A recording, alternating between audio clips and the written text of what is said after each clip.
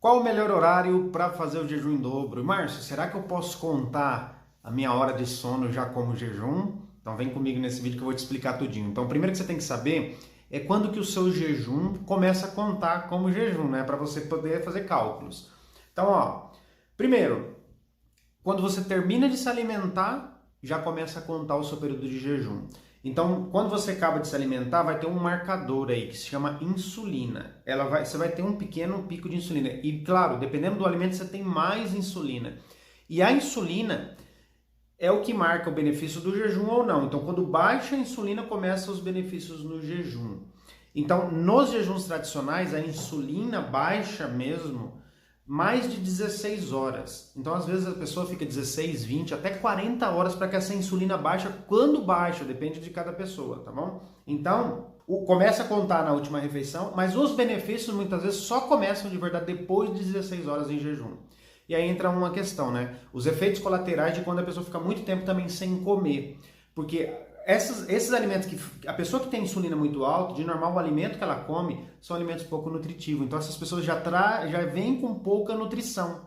E aí se elas ficam muitas horas sem comer, essa falta de nutrição ativa os efeitos colaterais do jejum intermitente, que é a queda de cabelo, unhas fracas, anemia, hipoglicemia. Então nós temos que corrigir isso para fazer jejuns mais tempo.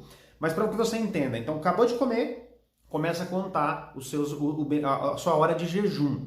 Aí nós vamos para o número 2. Se a sua alimentação está sendo uma alimentação que é baixa em carboidratos, a sua insulina não vai estar tão alta. Então vai ser mais fácil de você entrar no benefício do jejum. Então, no jejum em dobro, que é o que eu ensino para minhas alunas dentro do meu protocolo, as minhas alunas ali, elas já estão nesses benefícios do jejum antes de jejuar, porque a nossa alimentação ela combina tanto, ela vai ativar esse gene magro, nosso corpo começa a usar a gordura como fonte de energia, ao ponto do que das nossas simples horas de sono já ser mais potente do que um jejum intermitente até de 24 horas de muita gente. Então quando a gente fala jejum em dobro, é porque não é o dobro de horas, ele é o dobro de fácil, porém com 10 vezes mais resultados que esses jejuns tradicionais.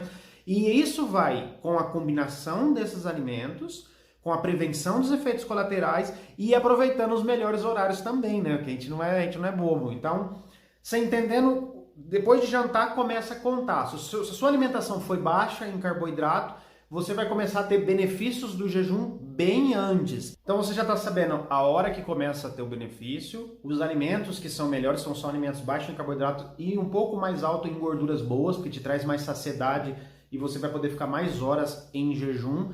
E aí sim, você aproveita o quê? A sua hora de sono. Então, se você dorme, né, de dia, você vai aproveitar de dia. Se você dorme de noite, de noite. Não importa se você dorme de dia ou não, entendeu? Ah, trabalha à noite, Márcio. Não importa. O importante é você aproveitar a sua hora de sono. Conta. Então, a partir da última refeição, você aproveita a sua hora de sono. Então, muitas pessoas ali, já depois da alimentação, até ela acordar, já são 10 horas de jejum.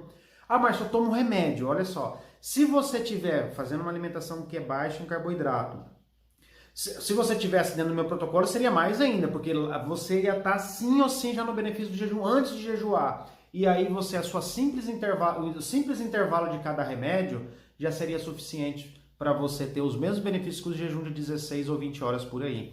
Então, não importa se você toma remédio, o importante é você trazer os benefícios do jejum para antes do tempo. E assim você pode ir tomando remédio, inclusive muitos dos remédios você vai deixar de tomar quando você passar a ter, nesses pequenos intervalos de um remédio para outro, passar a ter o dobro de benefício. Então, 8 e 8 horas toma um remédio, já seria como 16 horas de jejum. Então, você vai deixando de tomar o remédio. Eu quero te convidar para participar do nosso desafio Jejum em Dobro. Comenta aqui debaixo a palavra dobro, que eu vou te mandar uma mensagem no direct. Segue o passo a passo lá, que você vai entrar em um dos nossos grupos do WhatsApp. Então, vamos lá. Então, primeiro você tem que saber quando que começa a contar como jejum, né? Os alimentos baixos em carboidrato vai te ajudar, alto em gordura para te trazer saciedade.